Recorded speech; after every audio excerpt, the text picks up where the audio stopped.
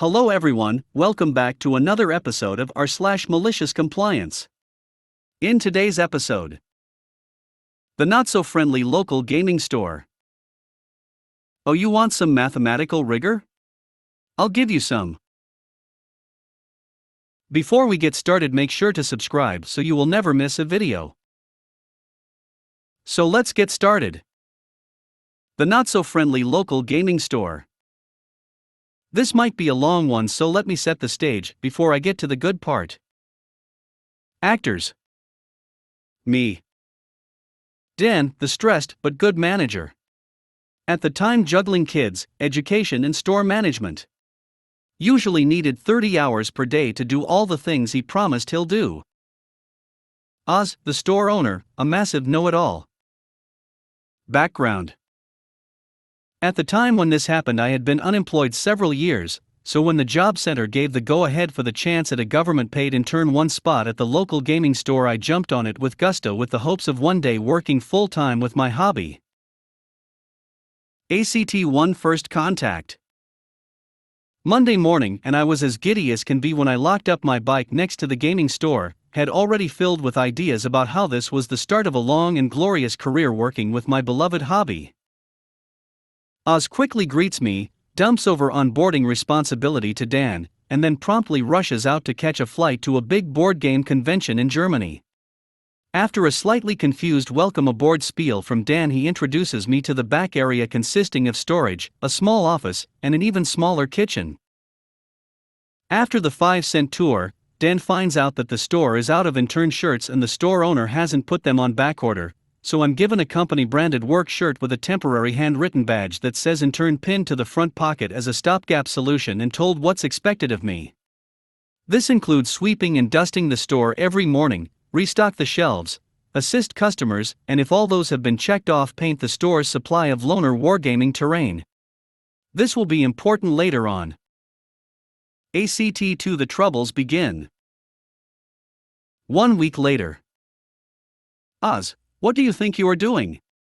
That area is employees only. I look up from behind the counter where he's been helping Dan tally boxes of 100+ mixed dice to see Oz march up to the counter, finger pointing square at me and looking like I just killed his pet hamster in front of him. Me, I'm helping the manager tally these dice so he dash. Oz, I said employees only. You are not an employee. Me, okay. Hey Dan, can I take these boxes over to the gathering table and tally them there? Dan, Sir Dash. Oz, no you cannot. Those dice are to be kept behind the counter at all times. Not wanting to make a fuss and maybe ruin my hopes of working with my hobby, I put the dice boxes back in order and steps out from behind the counter. Me, how about I restock the shelves with the new games we have in the back room? Oz, the back room is employees only as well. You can't be in there without supervision. Me, I'm guessing you don't have time to supervise me while I get the things I need. Oz, no, I don't. I'm meeting the guy setting up the web store, so I have better things to do than watch you haul boxes around. Dejected, I pick up a broom and decide to sweep the floor for the 5th time that day. The web store was, according to a conversation between Oz and Dan I overheard, going to be the come-all-end-all solution that would multiply the amount of customers for the store in no time flat. Oz had hired a guy part-time to set it up recently, so I scratched his behavior up to stress and moved on with my day.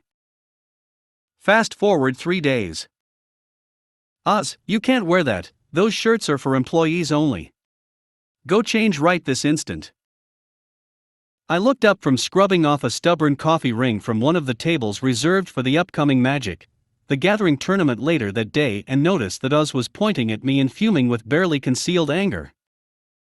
Me, I was told by Dan to wear this so customers know I'm an intern. Oz, I don't care. Those shirts are for employees only and you are not an employee. Go change. One quick shirt change later, and I am now using my regular short-sleeved summer shirt with no sign or branding to differentiate me from a generic customer as work shirt. ACT-3 The end. I've gotten a lot of complaints about you from customers lately. They say you aren't professional enough. I don't want you to handle customer service anymore. For the record, this is complete bullsh*t.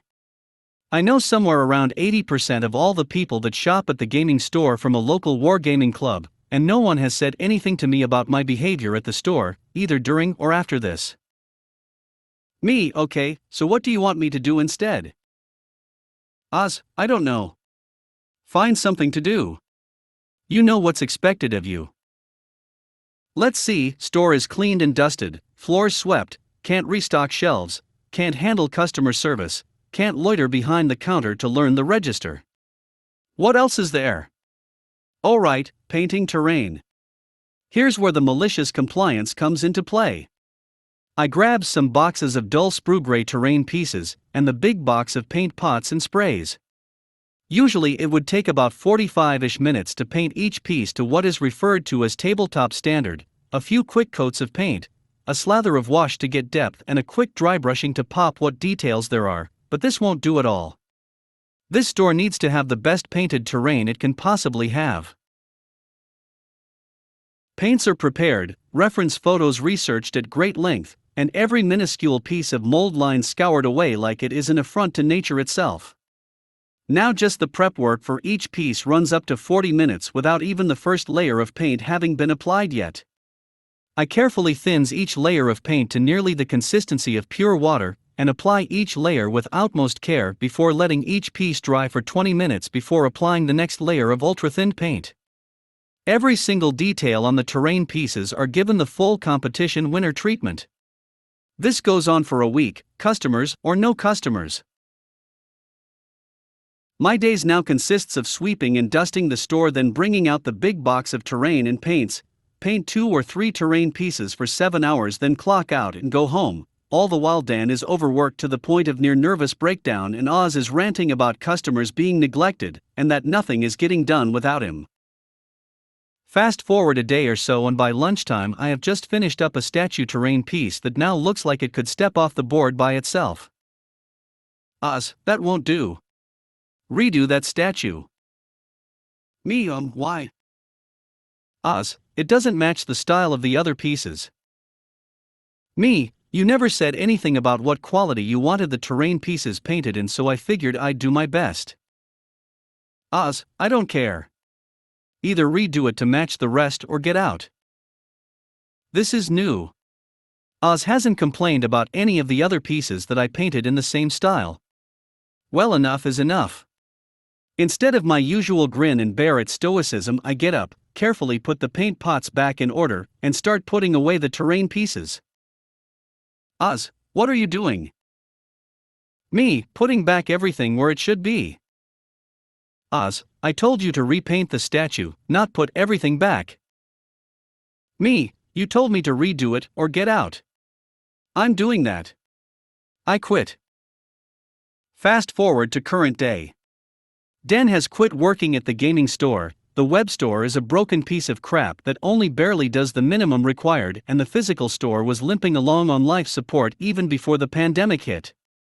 From what I heard from Dan last time I spoke to him, a lot of wargamers stopped coming to the store to play because they thought the majority of the old terrain pieces looked like sh*t and figured they could do better themselves by pooling resources and setting up a gaming club. One closest I can relate it to in US terms. Essentially, the company agrees to give you work experience, and the government-run job center pays you a small wage instead of the business taking the financial hit. As a GPI, you can only work certain hours and can't sub in for actual employees, but are usually treated as employees in all other ways. At the end of the intern period, usually 3 to 6 months, it is seen as good form that the company hires you unless you did something monumentally bad and or stupid during the intern period. Oh, you want some mathematical rigor? I'll give you some. First of all, English is not my first language, so my apologies for the mistakes. Backstory. This happened while I was in 12th grade. I'm pretty good, and by that I mean, without false modesty, that I was basically dominating my entire school at maths. It was, and still is, one of my main passion, and I was basically 2 or 3 years ahead of the required math level. I also have a pretty large math culture, which will be important later. Once again, this is not to brag, but just to give you an idea about why messing up with me about maths isn't a good idea. The story. My 12th grade teacher was special.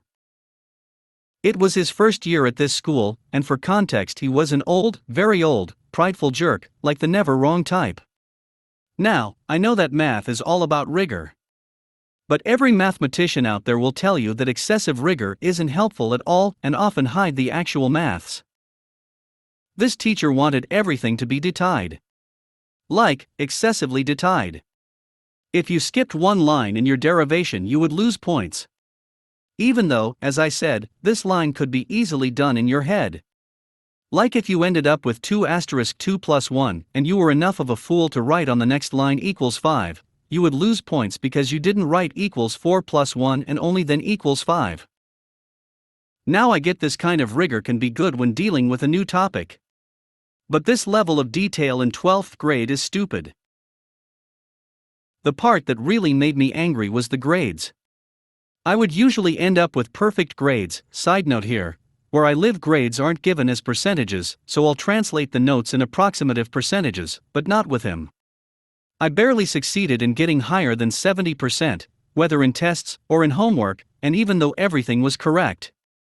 And I didn't really care because the grades in themselves aren't really important. For future school's admissions, the position in the class was, and I was still very much at the top. No, what made me very angry is the other students. Other side note here, I plan to become a math professor, and I always helped my classmates when they had a hard time in maths, explaining concepts and whatnot.